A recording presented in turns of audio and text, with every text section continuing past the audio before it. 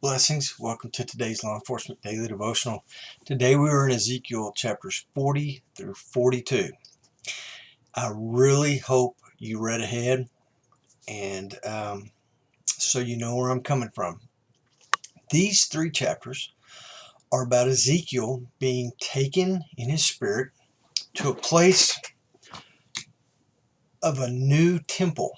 Now, King Nebuchadnezzar, as we've been talking about, has come into Jerusalem, and after a 2.5-year siege, he took Jerusalem and he completely destroyed the temple. So there is no temple standing.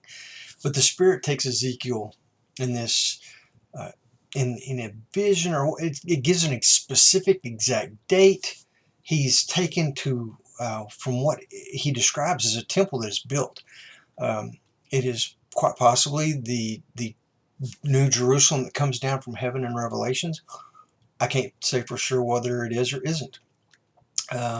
Lots of measurements, exact measurements of what this temple is going to look like, which gives us understanding that God is a God who plans.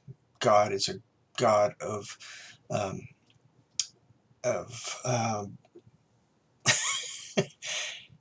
he leaves nothing up to chance. These are exact measurements. God has a plan, and he is sovereign. He is in control. And make no mistake about it, just like this temple, he doesn't leave things up to chance. Things don't take God by surprise, is what I'm trying to say.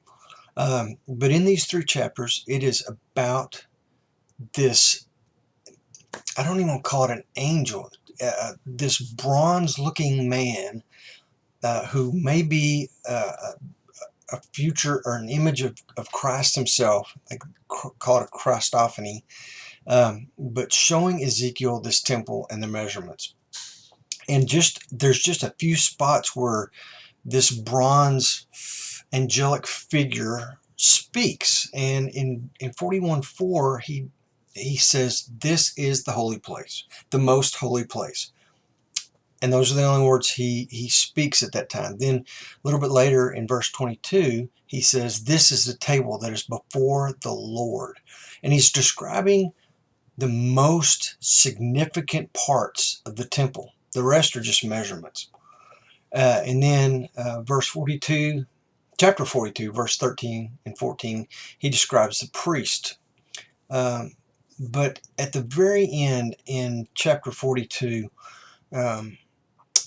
God says, or not God says, this bronze angelic figure says that these things are built to divide between the holy and the profane.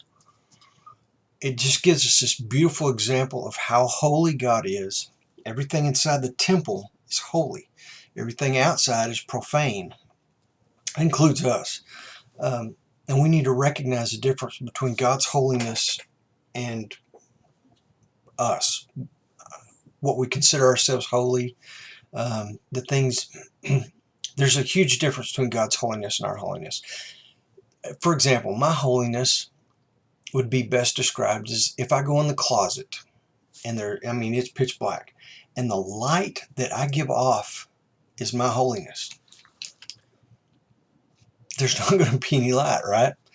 But if you compare my light to the sun and all its brilliance and radiance, that's the difference between my holiness. Well, that probably doesn't even come close to describing the difference between my holiness and God's holiness. God is holy. Holy, holy, holy is the Lord God Almighty.